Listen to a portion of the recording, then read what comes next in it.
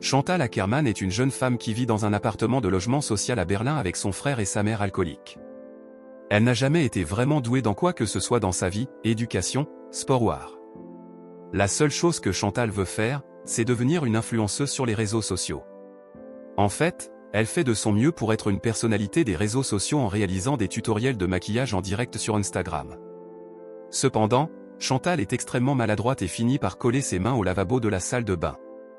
Ne se laissant pas décourager par ses échecs, Chantal trouve une nouvelle opportunité pour devenir populaire sur les réseaux sociaux. Elle voit une publicité d'une marque de chewing-gum appelée Crunchy Gum, annonçant un concours pour les influenceurs ayant peu de followers. Toute personne capable de créer une idée originale pour promouvoir le produit de la marque sera mise en avant dans leur prochaine publicité. Chantal ne va pas laisser passer cette opportunité et se met immédiatement au travail. Peu après, elle essaie de réaliser une vidéo engageante en piégeant sa meilleure amie, Zeynep.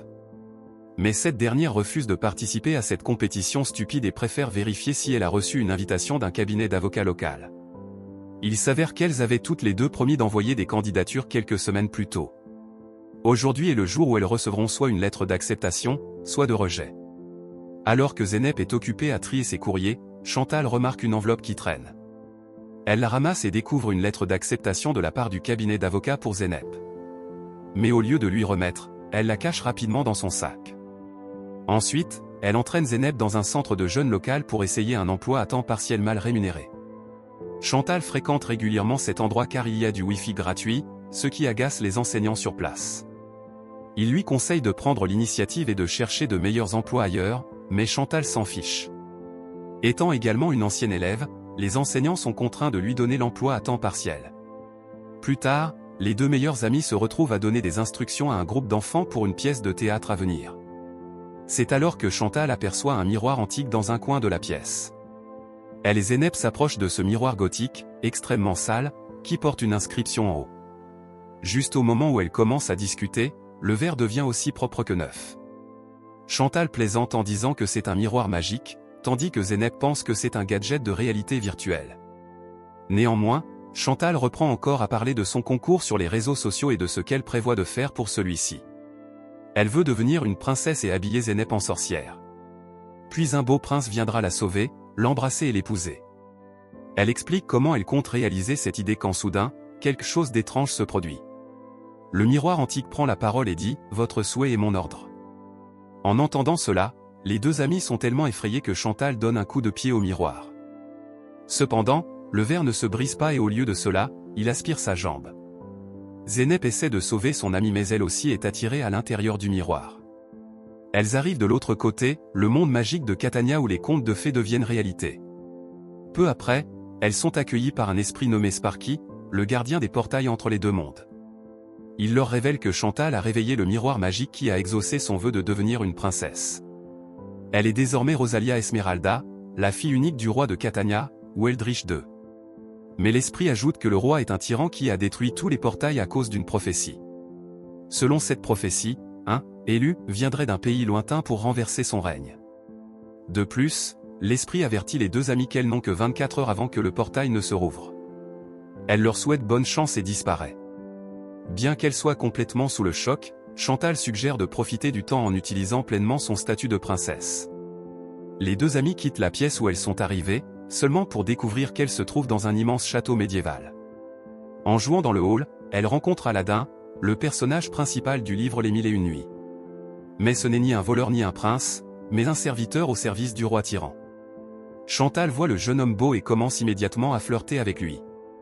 Mais Aladdin, étant un serviteur, refuse même de la regarder dans les yeux et s'enfuit bientôt, effrayé. Après cela, Chantal et Zeynep se rendent dans le jardin du château. Elle rencontre Amalia, une noble lady fiancée à un chevalier célèbre de Catania. Amalia invite alors les deux amis à un bal prévu pour le lendemain. Plus tard dans la soirée, Chantal et Zeynep dînent avec tous les membres importants de la famille royale.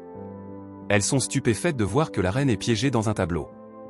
Le roi, quant à lui, ressemble à un adolescent prépubère. En réalité, c'est un vieil homme qui maintient ce corps jeune en buvant de l'eau de la fontaine de jouvence.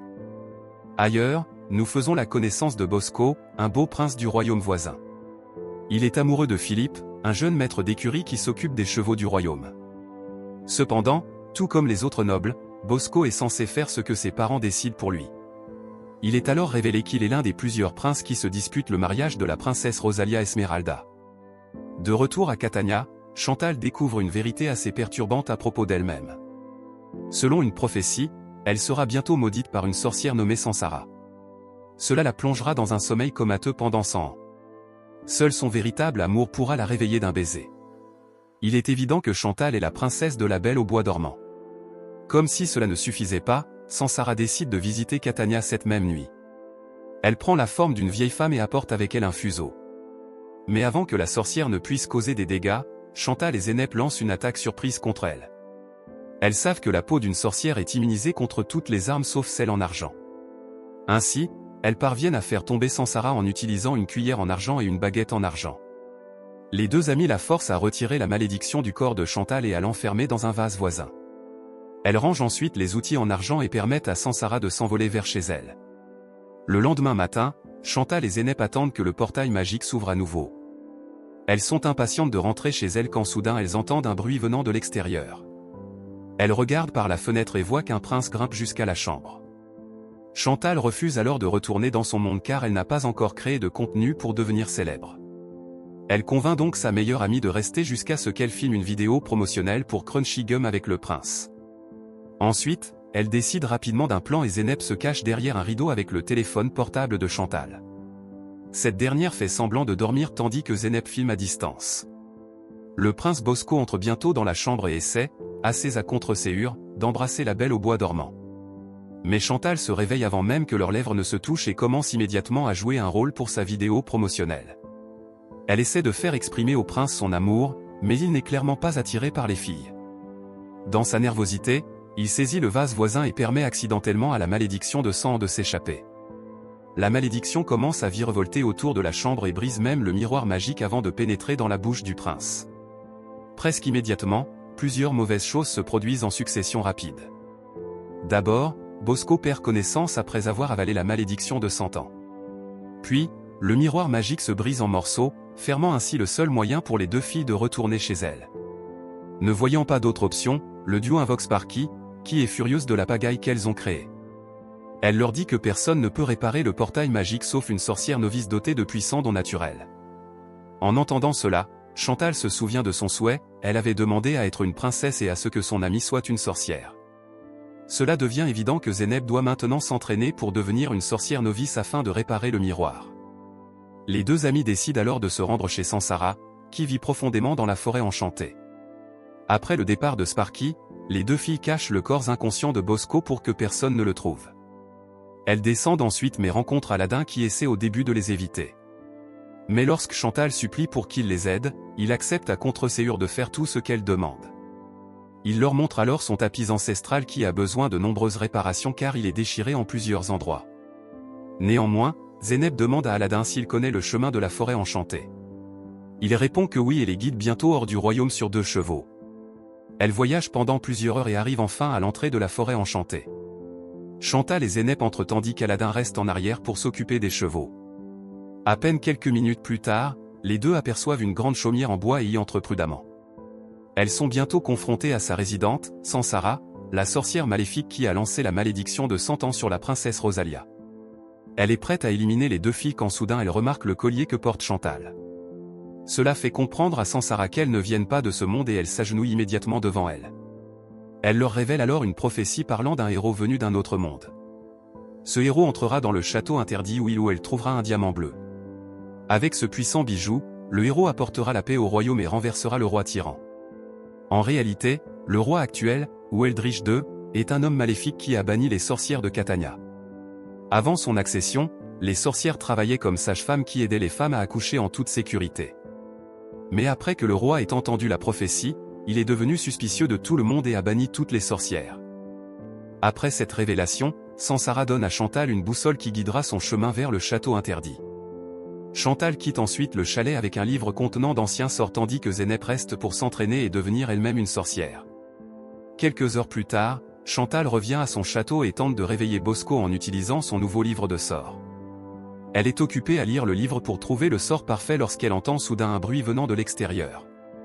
Chantal se cache derrière les rideaux et observe Philippe, le garçon d'écurie, qui grimpe dans la chambre par une fenêtre. Il voit son amant inconscient et embrasse les lèvres de Bosco. À sa grande surprise, le prince se réveille, ce qui indique que les deux sont faits l'un pour l'autre. Une Chantal ravie sort de sa cachette et félicite les deux amoureux. Mais leur célébration est interrompue lorsqu'ils entendent un coup à la porte. Philippe, qui ne devrait pas être là, se cache rapidement sur le balcon. Le roi entre dans la pièce quelques secondes plus tard et voit Chantal et Bosco ensemble. Il suppose que le prince a embrassé sa fille et l'a ramenée à la vie, ce qui le rend très heureux. Pour célébrer cet événement, il annonce leur mariage ainsi qu'une grande fête. Suite à cela, Chantal commence à collecter plusieurs objets nécessaires pour réparer le miroir magique. Elle demande à Aladdin de chercher certains ingrédients tandis qu'elle vole les autres autour du château. En retour de ses services, Chantal répare secrètement le tapis d'Aladin, en l'imprégnant de la magie qu'elle a apprise de son livre. Quelques jours plus tard, Zeynep revient à Catania après avoir complété son rituel de transformation en sorcière. Elle retrouve sa meilleure amie et le duo répare le miroir magique en utilisant les pouvoirs de Zeynep et les ingrédients de Chantal. Cependant, toute la magie noire en Zeynep la rend méfiante envers tout le monde autour d'elle. Elle perd le contrôle d'elle-même et commence à attaquer sa meilleure amie, qui est forcée de fuir la pièce. C'est à ce moment que la mère de Bosco voit Zeynep et réalise immédiatement qu'elle est une sorcière. Peu après, plusieurs soldats arrivent et lient Zeynep avec des chaînes en argent. Ils vont aussi arrêter Chantal sous suspicion d'être une sorcière. Mais elle parvient à s'enfuir avec Aladdin sur son tapis, juste avant d'être capturée. Ne sachant plus où aller, les deux s'envolent vers le château interdit où Aladdin dépose Chantal. Il prévoit de l'accompagner, mais elle lui dit qu'elle doit faire ce voyage seule. Les deux échangent leurs colliers et Chantal entre dans le château. Il ne lui faut pas longtemps pour atteindre les cryptes intérieures où le diamant bleu est gardé.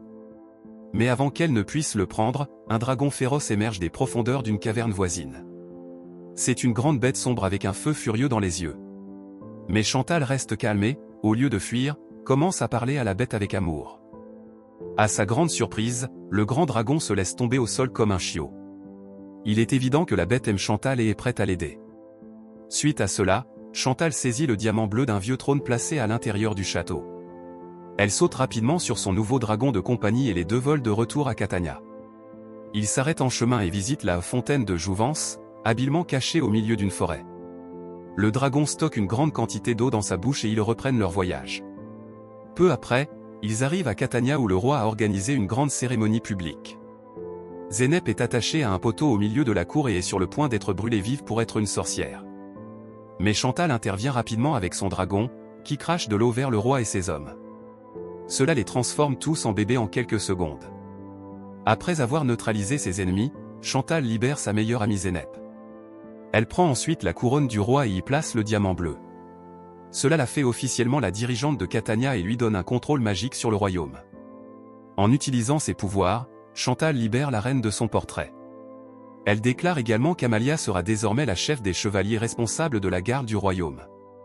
Quelques instants plus tard, Chantal et Zeynep retournent dans la pièce où le miroir magique est maintenant entièrement réparé. Elles disent au revoir à Sparky et retournent enfin dans leur propre monde. Nous voyons alors que Chantal a reçu un livre pour tous ses services à Catania. Il contient toutes ces aventures qu'elle et Zeynep ont vécues au pays des fées. De plus, Chantal remet à Zeynep sa lettre d'acceptation de l'avocat local. Le film se termine alors que les deux amis mettent de côté leurs différences et promettent de rester ensemble pour toujours.